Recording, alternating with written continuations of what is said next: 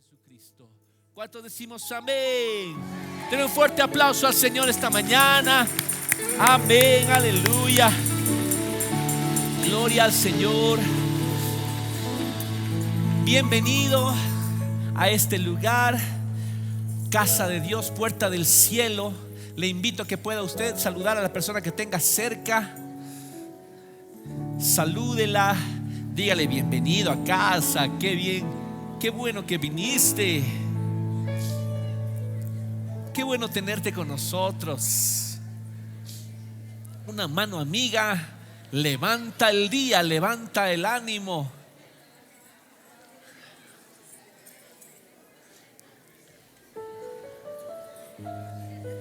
Oh Jesús.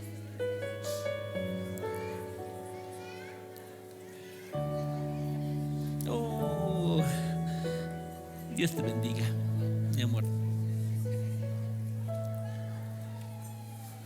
Gloria a Dios. Ahora sí, tomamos nuestros asientos.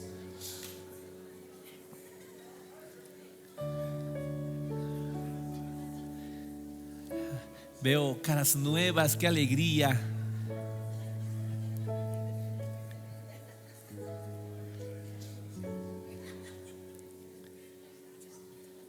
Muy bien, ya estamos listos. Ahora sí, le pido ahora, por favor, donde usted se encuentra, y ya podamos tomar nuestros asientos. Es el momento ya de tomar nuestros asientos.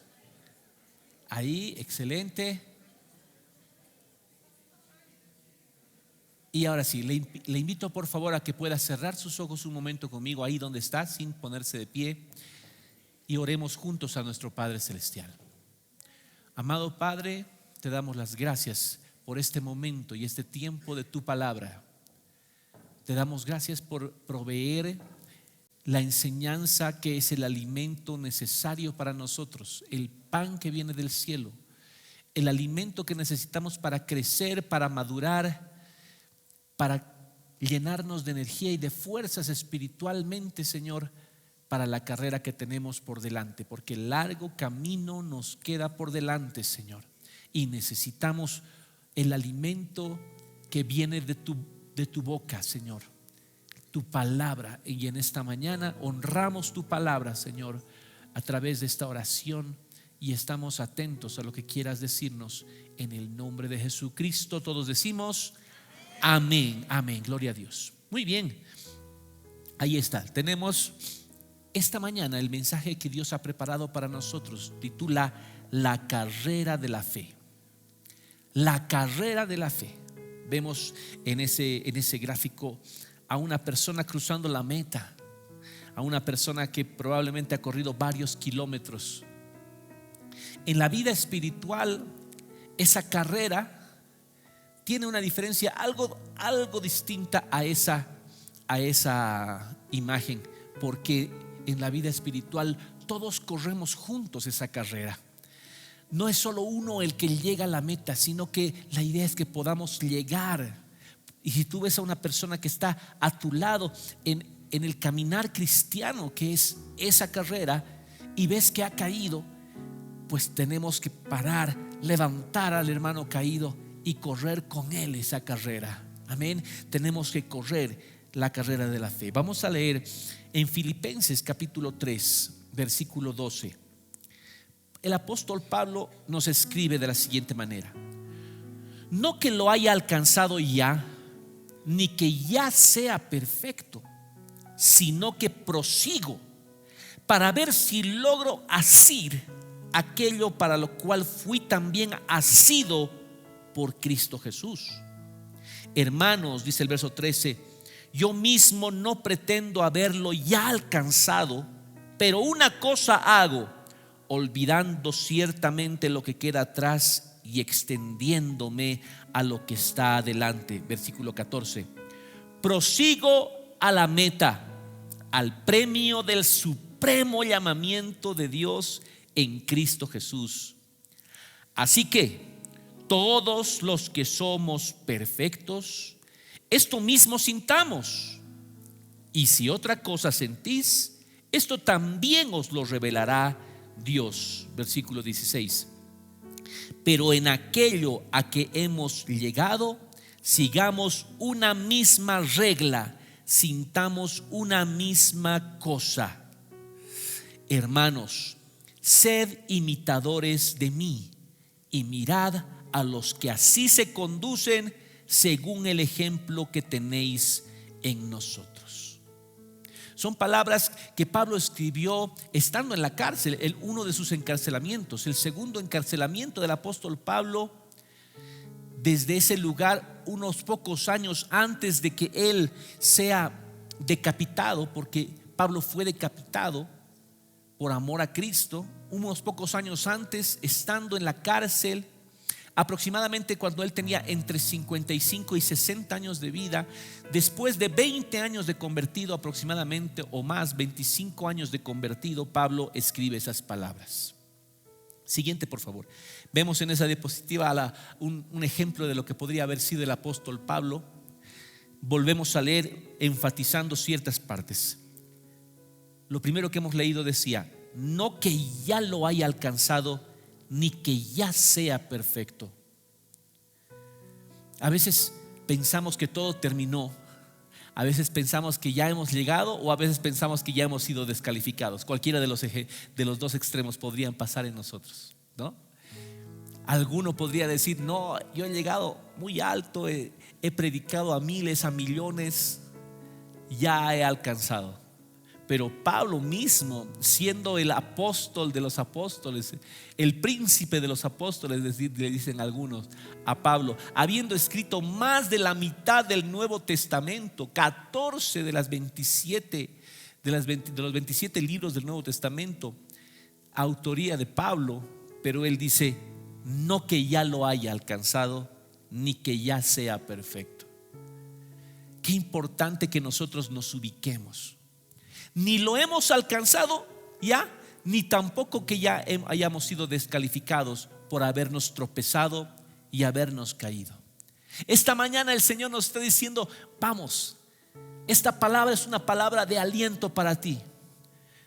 No es para coronarte ni para descalificarte, es para decirte: toma ánimo, toma fuerzas, porque tienes una carrera por delante. Eso es lo que el apóstol Pablo nos está diciendo. No que ya lo haya alcanzado, ni que ya sea perfecto, sino que prosigo. La palabra proseguir también se puede leer. Vamos a la siguiente, por favor. Mire, en la número 15 dice: así que todos los que somos perfectos, esto mismo sintamos. Si vuelve una diapositiva atrás nuevamente para poder leer esta parte, una atrás, por favor. Mire, no que ya lo haya alcanzado, ni que ya sea perfecto. Pareciera una contradicción entre el versículo 12 y el versículo 15, porque dice Pablo: no que ya lo haya alcanzado, ni que ya sea perfecto. Y luego en el versículo 15, siguiente por favor, dice: así que todos los que somos perfectos. Qué interesante, parecería que la escritura se estuviera contradiciendo. No sé si alguien me está entendiendo. Pablo dice: no que ya sea perfecto, y luego en el versículo 15 dice: todos los que somos perfectos. ¿Sabe qué es lo que significa eso en la Biblia? Es que nosotros a la vez somos perfectos y estamos siendo perfeccionados. Esas dos cosas se cumplen en todo cristiano. Somos perfectos desde el momento en que hemos recibido a Jesús, porque su perfección nos la ha pasado a nosotros. Su justicia es en nosotros y Dios nos mira a través del lente de Cristo. Dios nos mira perfectos, santos en Cristo Jesús. Esa es una parte. Pero la otra parte es que en el camino también estamos siendo perfeccionados. Y esto, siguiente por favor, es a lo que en la Biblia se llama santificación progresiva del creyente. La santificación progresiva es desde el momento en que nosotros hemos nacido en el caminar cristiano, y como todo bebé comienza a lactar, tiene sus primeros meses, y cuando tiene el primer añito comienza a dar sus primeros pasos y también sus primeras caídas, ¿verdad? Y las caídas son demasiado seguidas. Es más, parece que hay más caídas que pasos, pero después eso va mejorando con el tiempo. Luego es un pequeño niño que comienza a corretear por todas partes y se da tremendos porrazos, pero sigue correteando y se sigue dando los porrazos. Pero luego se convierte ya en un niño, en un adolescente, en un joven que hace muchas proezas, corre, salta, brinca, hace muchas acrobacias y de tiempo en tiempo se cae también, hasta que llegamos a la adultez. En este lugar la mayoría somos jóvenes adultos, ¿sí? Algunos adultos mayores también. ¿Recuerdas la última vez que te caíste? Algunos se ha caído la última semana. A ver, levanten la mano si alguien se ha caído la última semana. No, ¿verdad? Una caída. ¿Alguien? Nadie. Ahí hay una. ¿Alguien más? Nadie. Ahí hay también alguien. Pocos, muy pocos. Pero ¿esto nos exime de caer? No. Nos podemos caer, pero la palabra del Señor dice que el que está caído para su Señor y su Señor lo va a levantar. La caída no es para quedarnos postrados. Si alguno espiritualmente ha pecado, no debe condenarse, sino que debemos levantarnos de la mano de nuestro Señor Jesucristo. La forma de levantarse es confesar nuestros pecados a nuestro abogado, que es Jesucristo el justo. Amén. Si hemos caído, si hemos pecado, la peor condición, la peor actitud que podemos tomar es apartarnos, separarnos y decir: no, ya no hay para mí esperanza. No, la carrera sigue adelante. Incluso en las Olimpiadas hemos visto que estando en la recta final, grandes atletas se han dado terribles caídas y aún así se han levantado y caminando han llegado a la meta. Pues lo mismo es con nosotros. Aunque nos caigamos alguna vez ya estando maduros espiritualmente, hermanos, el Señor te dice: el que ha pecado tiene Cristo Jesús como su abogado. Él lo levantará y vamos a poder seguir adelante. Amén. Muy bien. Siguiente, por favor. Mire, 1 Tesalonicenses capítulo 4 nos habla justamente de esa intención, ese deseo y esa meta divina para nosotros. Dice: la voluntad de Dios es vuestra santificación, que os apartéis de fornicación. La fornicación es toda relación sexual fuera de la voluntad de Dios. Y cuando hablamos de la fornicación, de un aspecto general para nosotros, es unirnos, porque la relación sexual es una unión física, ¿verdad? Pero hablando espiritualmente, toda fornicación es unirse a cualquier otra deidad, a cualquier otro Dios que en la tierra se llama Dios, como el dinero, como la fama, la fortuna, como los placeres de esta tierra. Fornicar para el Señor significa poder dar lugar a todas estas cosas en nuestras vidas. Y el Señor nos dice que nos apartemos de todo lo que sea fornicación espiritual. Cualquier cosa que esté atrayendo nuestros pensamientos a otros lugares, cualquier cosa que nos esté quitando la prioridad de nuestras vidas, que debe ser Cristo Jesús, eso se llama fornicación espiritualmente hablando. El Señor te dice: apártate de eso y busca la santificación. En Filipenses 1:6 dice Pablo, estando persuadido de esto, que el que comenzó en vosotros la buena obra la perfeccionará hasta el día de Jesucristo. Tenemos esta promesa. Tenemos esta promesa de que no estamos solos en este proceso de santificación. Dios ha comenzado en nosotros y Dios también la perfeccionará en nosotros. Amén. Es como que tú estás en una tutoría. Dios está a tu lado, yendo en la carrera. Y en las cosas que te pasan, que nos suceden todos los días, ¿qué es lo que sucede? Que Dios nos está perfeccionando, nos está preparando. Yo no puedo estar en tu mente ni tú en la mía, pero te aseguro que Dios conoce a la perfección qué es lo que has vivido en esta última semana o en este último tiempo. Dios conoce con lo que estás luchando todos los días.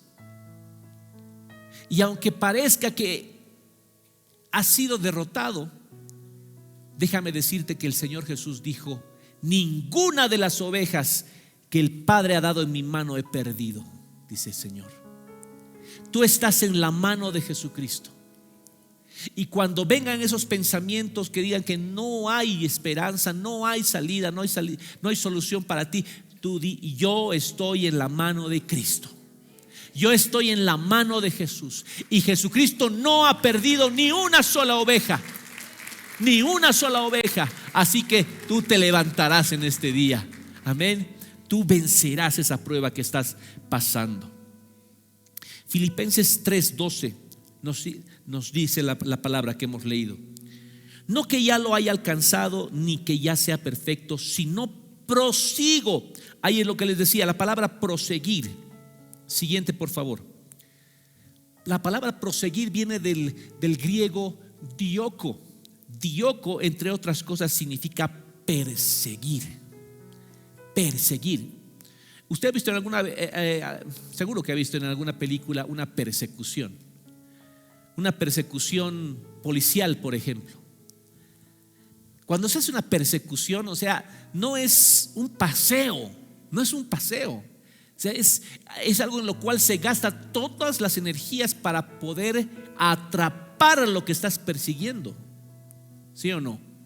Si tú ves dos jovencitos que están corriendo, uno persiguiéndose al otro, o en el ejemplo más simple que podemos tener, cuando jugábamos pesca, cuando estábamos de pequeños, pues era una correteada que tenías que lograr atrapar a la persona, ¿sí o no?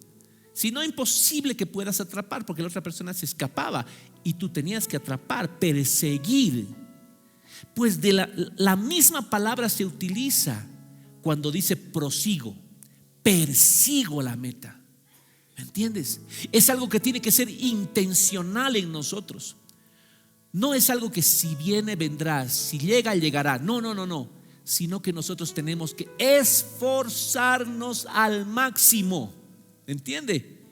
Esforzarnos al máximo significa ocupar nuestro tiempo en las cosas del Señor. Ocupar nuestro tiempo en la oración, en la lectura, en la edificación. Y comenzar a erradicar de nuestra dieta espiritual las cosas que no nos convienen. Eso significa perseguir algo.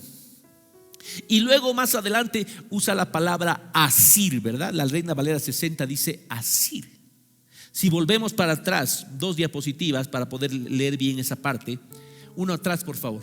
Ese. Dice: para ver si logro asir aquello para lo cual fui también asido por Cristo Jesús. ¿Qué significa asir? Significa atrapar, ¿verdad? A ver, dice, viene del término catalambano, que significa tomar anhelantemente. Wow, tomar anhelantemente. O sea, es como arrebatar una cosa así. Eso significa asir, tomar anhelantemente, apoderarse, poseer, alcanzar. Asir, comprender, incluso había significado también la palabra asir. Vuelva atrás, por favor, 2 atrás.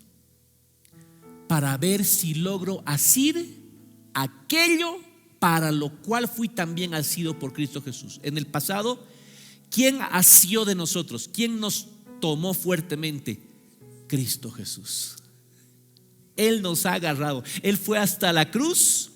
Él dejó todo para asirnos, para tomarnos fuertemente.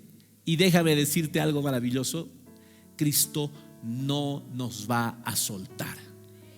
Cuando tú agarras algo fuertemente, dices: nadie me va a arrebatar esto de mi mano. Y Dios dice así de nosotros: nadie arrebatará ni una sola oveja de mis manos. Tú eres una oveja de Cristo, estás fuertemente agarrado en la mano de Dios. Cristo te ha asido fuertemente, pero con un propósito, para lo cual fui asido por Cristo Jesús. ¿Cuál es el propósito por lo cual Cristo te ha agarrado? ¿Sabes cuál es el propósito? Que puedas santificarte, puedas llegar a la perfección. Ahora sí, vamos hacia adelante, por favor. donde dice, Efesios capítulo 4, exactamente, dice: y él mismo constituyó a unos apóstoles, a otros profetas, a otros evangelistas, a otros pastores y maestros, a fin de ¿qué? Perfeccionar a los santos. Para eso nos asió Jesús, nos agarró fuertemente Jesús, para perfeccionarnos.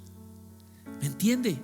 Para santificarnos, para que podamos llegar a la estatura, como vamos a leer enseguida, a fin de perfeccionar a los santos para la obra del ministerio, para la edificación del cuerpo de Cristo.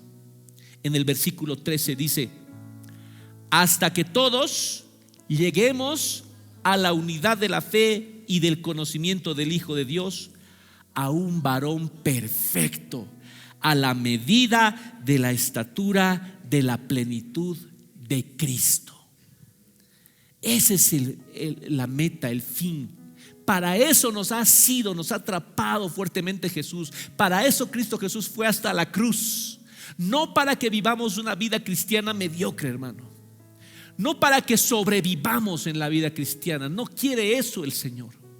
Es para que lleguemos a la plenitud de Cristo, para que todas las promesas que el Señor ha dicho para ti, para mí, las agarremos en la fe, las apropiemos y las experimentemos en la fe. ¿Te das cuenta? Nos damos cuenta, amada iglesia. Y como dice el versículo 14, para que ya no seamos niños fluctuantes, llevados por doquiera de todo viento de doctrina, por estratagema de hombres que para engañar emplean con astucia las artimañas del error. O sea, el Señor nos está diciendo: yo no te he agarrado, yo no te he rescatado, en otras palabras, ¿no? Yo no te he rescatado para que te vuelvas a perder en doctrinas de error, para que pienses, por ejemplo, que la vida cristiana es tener prosperidad económica primeramente, que tienes que ser rico, por ejemplo, que es una de las doctrinas que se maneja mucho en el mundo. Pero nosotros tenemos primero nuestra mirada en Cristo Jesús y en nuestro galardón, y sabemos que el resto de las cosas físicas y materiales son solamente añadidura. Amén. Tenemos claro ese norte, clara esa directiva en nuestras vidas, y no podemos extraviarnos. No podemos cambiar y tergiversar el evangelio. Cristo Jesús ha muerto para que lleguemos a la plenitud y no nos estemos desviando en el camino. En otras palabras, porque la carrera que tenemos por delante tiene que tener nuestros ojos en la meta. Amén. Por eso nuevamente vamos a Filipenses capítulo 3 verso 13. Dice: hermanos, yo mismo no pretendo ya haberlo ya alcanzado, pero una cosa hago. ¿Qué dice? Olvidando ciertamente lo que queda atrás y extendiéndome a lo que está adelante. No hay peor cosa que manejar un vehículo solamente mirando el retrovisor. En menos de un minuto te chocarás con algo. Tú tienes que manejar mirando hacia adelante. Sí, las cosas que quedan atrás quedan para reflexión, pero es solamente por instantes y por momentos. No podemos vivir mirando el pasado. La Biblia nos enseña que tenemos que olvidar lo que quedó atrás. Incluso no podemos vivir de glorias del pasado, decir: en aquellos años era tan lindo, tan hermoso, y comenzar a pensar y con nostalgia lo que fue tu infancia, no sé, tu juventud. No, el Señor te dice que de aquí en adelante cosas mejores y mayores vendrán para tu vida. Amén. Glorias mejores, logros mayores de la mano de tu Dios. Ya no mirar para atrás, como dice ahí, olvidándome ciertamente lo que quedó atrás y extendiéndome a lo que está delante. Porque lo que está delante no tiene comparación, hermano. Ese galardón que nos espera allá en el cielo no tiene comparación. Nada de lo que haya pasado aquí en la tierra o podría llegar a pasar alguna vez tiene comparación con ese galardón que nos espera en nuestra morada eterna en el cielo. realmente podemos decir con toda seguridad, amén, que lo que nos espera allá vale la pena cualquier cosa que vivamos en esta tierra. Alguien diga amén a eso, por favor, y demos un fuerte aplauso a Dios por eso. Y el versículo 14 dice: prosigo a la meta. Prosigo a la meta. Para poder proseguir a la meta, tú tienes que saber dónde está la meta. Tienes que haber identificado la meta. Todo corredor sabe dónde está su meta. Sabe dónde está su meta. Cuando comienza la carrera, tiene que haber estudiado previamente cuál es la ruta que tiene que seguir para llegar a la meta. No es diferente en la vida espiritual. Cuando nosotros perdemos de vista espiritualmente nuestra meta, que es el cielo, que es estar con el Señor, entonces nos podemos desviar en esta tierra y perder el tiempo. Perder el tiempo en cosas que no deberían ocupar nuestras vidas. Negocios tal vez, cosas que después nos arrepentimos y decimos: ¿por qué he tomado esta mala decisión? Porque son distracciones en el camino. Son cosas que apartan nuestra mirada de la meta y nos hacen ocupar tiempo y recursos en cosas a las cuales Dios no nos ha llamado. Alguna persona enseñaba diciendo que Dios no nos va a juzgar por las cosas que hicimos, sino por las cosas que debimos haber hecho, que Dios nos mandó a hacer y no las hicimos, en otras palabras.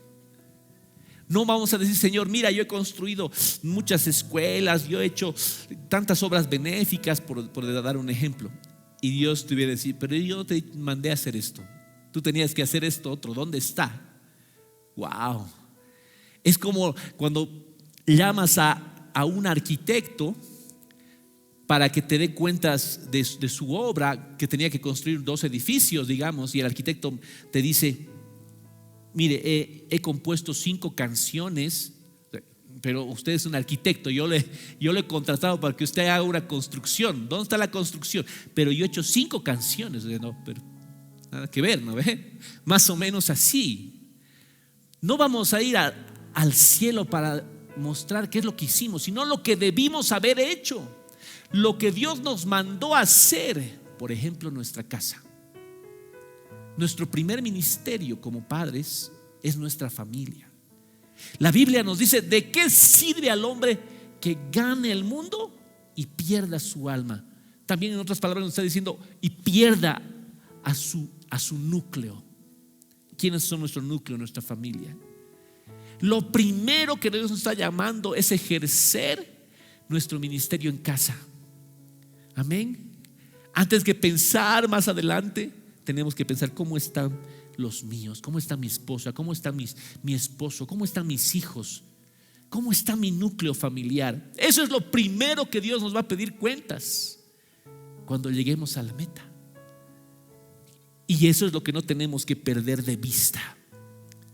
Por eso el orden siempre va a ser Dios, la familia y el ministerio.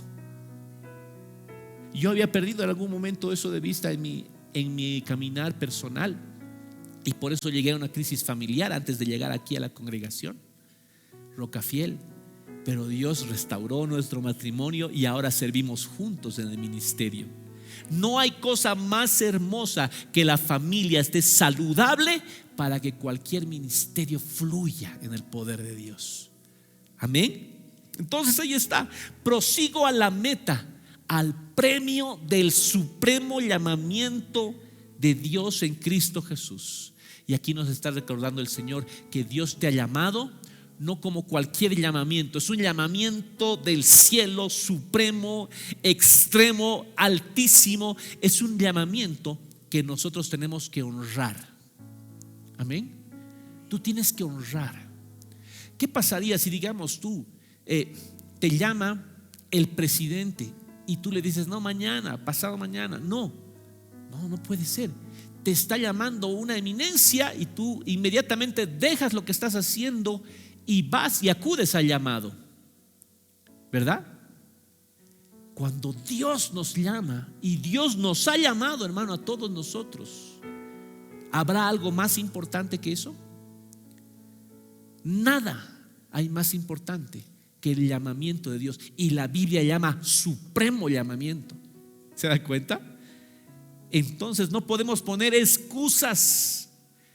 Cuando estemos allá en el cielo no vamos a decir es que, porque nada podrá justificar que no hayamos obedecido al llamamiento de Dios. ¿Nos damos cuenta de eso? Siguiente, Hebreos 12. Por tanto, nosotros también, teniendo en derredor nuestro tan grande nube de testigos. Antes del versículo 12 de Hebreos, la Biblia habla de la galería de la fe, o sea, de los ejemplos de los héroes de la fe, para poder entenderlo mejor, ¿no? Habla de Abraham, de Isaac, de Moisés, de los profetas, hombres y mujeres de fe en la Biblia.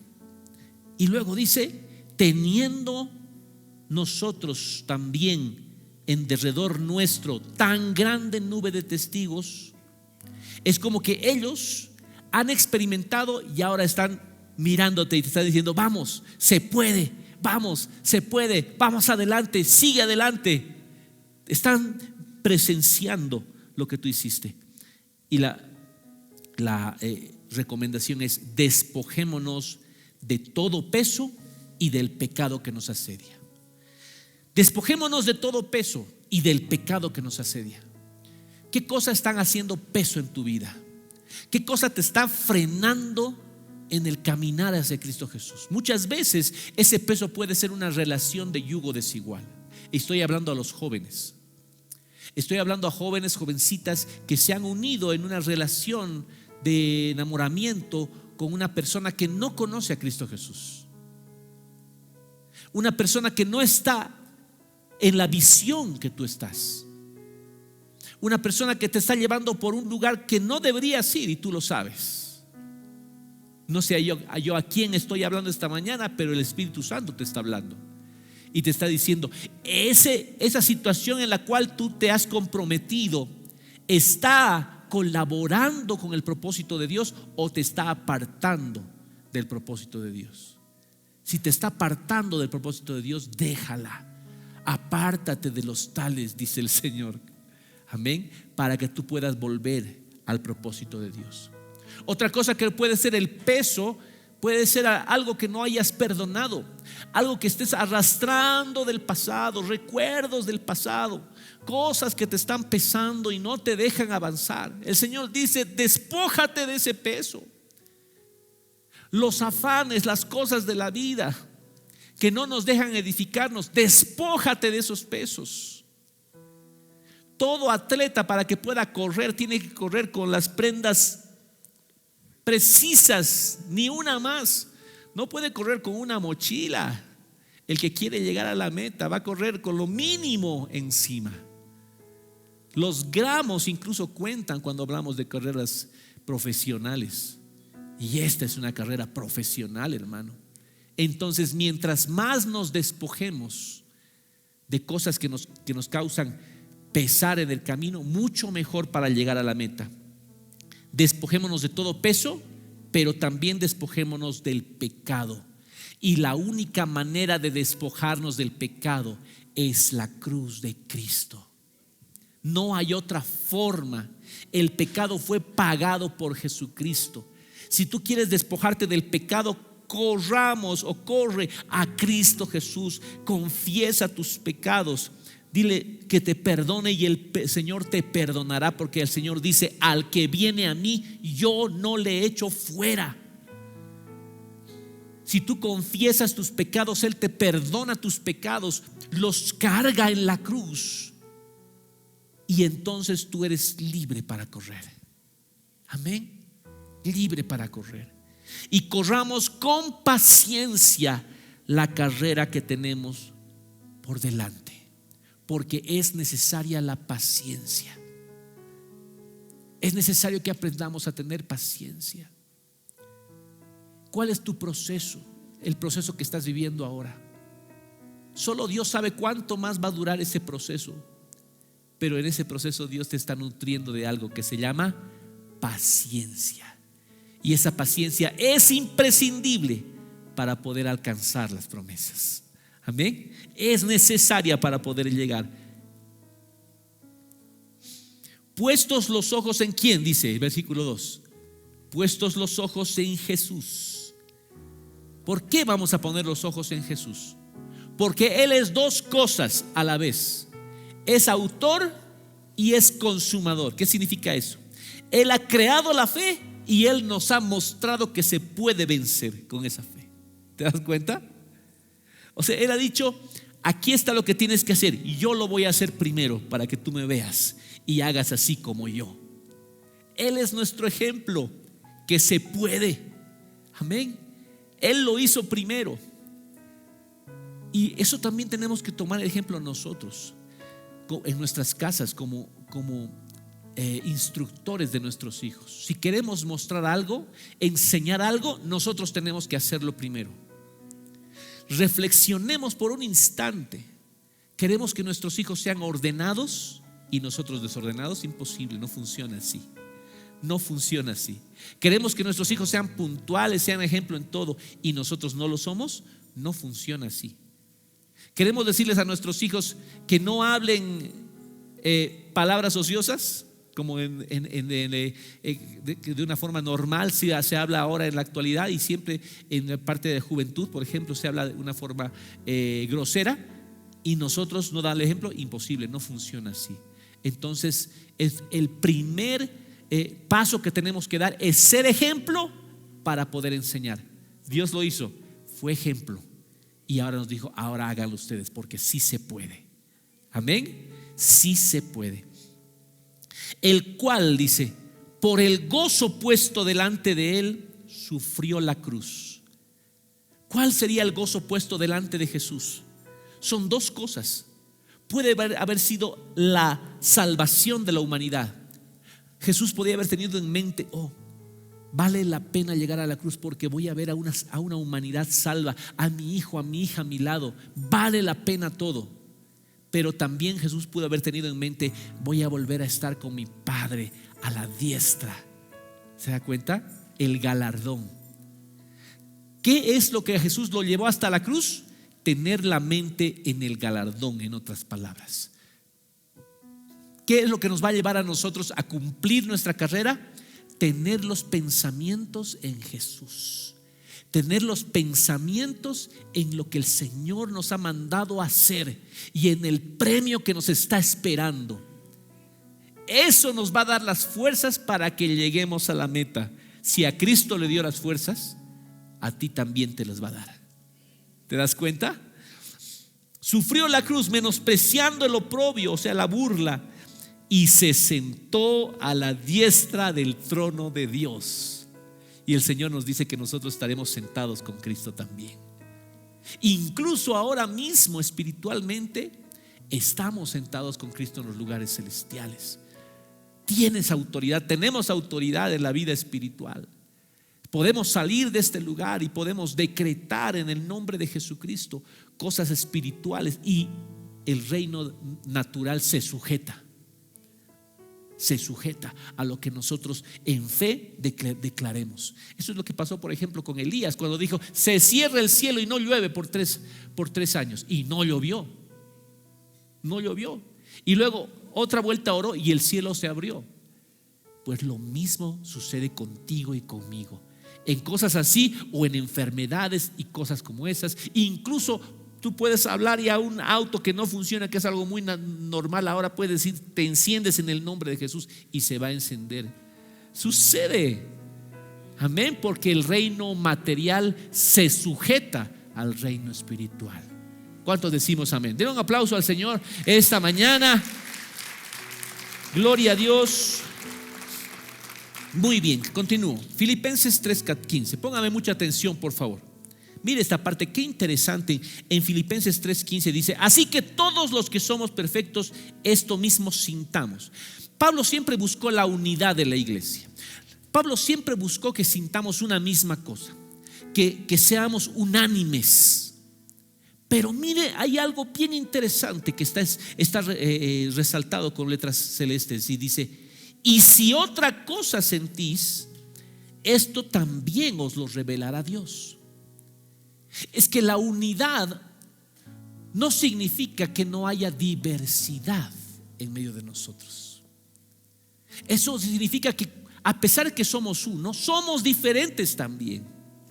Tú tienes un pensamiento diferente al mío, pero hay alguien que nos tiene que revelar si estamos por el buen camino, y ese se llama Espíritu Santo. Amén. Así que si tú piensas otra cosa diferente a lo que yo te estoy predicando, no hay problema.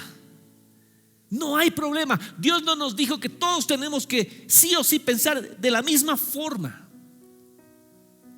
pero sí vamos a confluir en el mismo camino.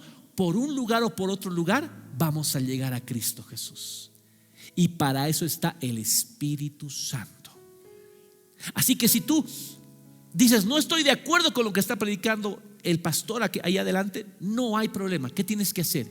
Ve al Espíritu Santo para que te revele, y por ahí te dice: sí, estás bien y el pastor está incorrecto, entonces vas a orar por mí para que el Señor me enseñe. Pero por ahí te dice: no, estás equivocado, es por este lado. Entonces, ¿quién es el que nos va a enseñar? El Espíritu Santo. Y el Espíritu Santo es que de los lugares que estemos nos va a hacer confluir en Cristo Jesús. Amén. De diferentes formas, pero vamos a llegar a Cristo Jesús. Esa es la verdadera unidad. No es que todos seamos igualitos como en una hechura en serie, digamos, en una fábrica. No, porque todos somos diferentes y pensamos de una manera especial. Por eso Dios nos dio huellas digitales únicas, porque somos únicos cada uno, ¿verdad? Pero lo que sí, en todos, el Espíritu Santo tiene que revelarnos el camino. Amén. Y nos va a conducir a Cristo Jesús. Versículo 16. Pero en aquello a que hemos llegado, en las cosas que nos estamos entendiendo, en otras palabras, sigamos una misma regla, sintamos una misma cosa. Hay cosas que nos diferencian, sí, muy bien, eso el Espíritu Santo nos va a ir mostrando. Pero en las cosas que sí estamos de acuerdo, dice: sigamos una misma regla, sintamos una misma cosa. Qué hermoso. Qué lindo respetar la unidad y la diversidad también. Es maravilloso. Hermanos, sed imitadores de mí y mirad a los que así se conducen según el ejemplo que tenéis en nosotros. En 2 Timoteo capítulo 4 dice: porque vendrá tiempo cuando no sufrirán la sana doctrina, sino que teniendo comezón de oír se amontonarán maestros conforme a sus propias concupiscencias, y apartarán de la verdad del oído y se volverán a las fábulas. Pero tú, sé sobrio en todo, soporta las aflicciones, haz obra de evangelista, cumple tu ministerio. Porque yo, decía el apóstol Pablo, ya estoy para ser sacrificado y el tiempo de mi partida está cercano. Y los últimos versículos de Timoteo dice: he peleado la buena batalla, he acabado la carrera, he guardado la fe. Por lo demás me está guardada la corona de justicia, la cual me dará el Señor juez justo en aquel día, y no solo a mí, sino también a todos los que aman su venida. Para hacer una sinopsis, siguiente por favor, viendo esta imagen que tenemos adelante, estamos todos convocados a una carrera, a esta carrera. Estamos en la carrera, es más, pero haciendo una sinopsis de lo que el Señor ha hecho para poder convocarnos a esta carrera. Siguiente por favor. Vamos a comenzar con la parte inicial, que es el llamado a la pista. El llamado a la pista. En 1 Corintios 9:24 dice: ¿no sabéis que los que corren en el estadio, todos a la verdad corren, pero uno solo se lleva el premio? Corred de tal manera que lo obtengáis. Esa es la instrucción de Dios, que nosotros tenemos que correr para obtener el premio, esforzarnos, no ir caminando cuando podemos correr. Debemos correr, debemos esforzarnos y hacer todo lo que el Señor nos dice. Segundo, sería el primer punto, soltando las cosas que nos pesan. Y lo hemos leído en Hebreos capítulo 12: despojémonos de todo peso y del pecado que nos asedia. Para correr esta meta no podemos correr con peso, no podemos correr con pecado. Tenemos que confesar nuestros pecados y despojarnos de todo peso. Siguiente, punto número 3, la técnica. ¿Cuál es la técnica para lograr la meta? Los ojos en la meta. Lo hemos leído en Filipenses 3:14. Prosigo a la meta, al premio del supremo llamamiento de Dios en Cristo Jesús. Tiene que estar tus ojos en el premio, tiene que estar tus ojos en el galardón. Esa es la técnica. Punto número 3, el segundo aire. En medio del camino nos hemos cansado. En medio del camino pensamos que ya no tenemos fuerzas y recordamos que el Señor dice que Él da esfuerzo al cansado. Amén. En Isaías capítulo 40 verso 31 dice: pero los que esperan en Jehová tendrán nuevas fuerzas, levantarán alas como las águilas, correrán y no se cansarán, caminarán y no se fatigarán. Cuando estés en el camino y piensas que ya no tienes más fuerzas, tienes que saber que si tú esperas en el Señor tendrás nuevas fuerzas. El Señor te multiplicará fuerzas como del búfalo, dice la Biblia, y vas a correr y vas a llegar a la meta. Y punto final, el podio eterno. Como lo hemos leído hace instantes atrás: he acabado la carrera, he guardado la fe, por lo cual me queda la corona de justicia. En esta mañana he querido hacer una recapitulación en nuestra vida a la carrera que tenemos. Como cuando una persona entra a la universidad para poder ser ingeniero, licenciado, arquitecto, lo que fuese, médico, y tiene claro su propósito en la vida, y va a pasar por muchas pruebas, muchos exámenes, por muchos trabajos, por amanecidas, por desveladas. Va a pasar por altos y por bajos también, por triunfos y por fracasos. Va a pasar. Pero esa persona tiene que acabar su carrera, tiene que graduarse. Pero hay muchos que se quedan en el camino, que rechazan, que renuncian. Pues la Biblia también dice que existe la posibilidad de apostatar de la fe, que a pesar de que Cristo Jesús haya dado todo por ti, solamente nosotros tenemos la decisión de obedecerlo o renegar de nuestra fe, renegar de nuestra confianza en Dios. Hay también esa posibilidad de desertar en la vida espiritual. Pero la Biblia dice: nosotros no somos de los que retroceden para perdición, sino de los que perseveran para vida eterna. Ese es el mensaje en este día, hermanos. No podemos soltar la posta que nos han dado. Tenemos que llevarla hasta el final. Amén. Tenemos que proseguir. Dios no nos trajo hasta aquí para volver atrás.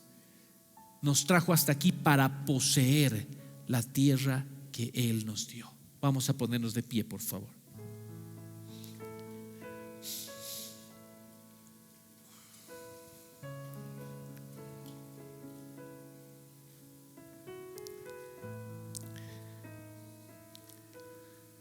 Cierra tus ojos y oremos. Tenemos hoy esta maravillosa oportunidad para poder confirmar, reafirmar nuestro pacto con el Señor a través de la cena del Señor. Y cuando tomemos de esta cena en este día, digámosle: Señor, me he caído, pero me levanto de nuevo y voy a seguir hasta el final. Voy a seguir mirando la meta, el premio del supremo llamamiento. No te condenes al no tomar la cena del Señor diciendo: no, he pecado. Porque el Señor dice: si has pecado, pues entonces ahora es el momento para arrepentirse. Di conmigo: Señor, en esta mañana he escuchado tu palabra, he escuchado tu mensaje y te doy gracias por hablarme de esta forma. Te confieso mis pecados en este día. Te confieso que me he separado de ti, que me he apartado del propósito. Me he apartado de lo que tú me has mandado y me he distraído con otras cosas en el camino. Perdóname, Señor. Perdóname, Jesús. Perdóname, te pido, Dios. Perdóname, Señor. Te pido, Dios. Mientras yo quiero pedir a nuestros pastores que están presentes puedan por favor pasar para ir partiendo el pan. Vamos pasando los pastores que estamos presentes, por favor. Pastora Charito, está la pastora Piali, pastor Edson, pastor Fidel. Estoy sintiendo un dolor aquí en mi ser, y tu espíritu me dice que te fallé. Me siento tan avergonzado por mi triste proceder. Tengo unas ganas de gritar: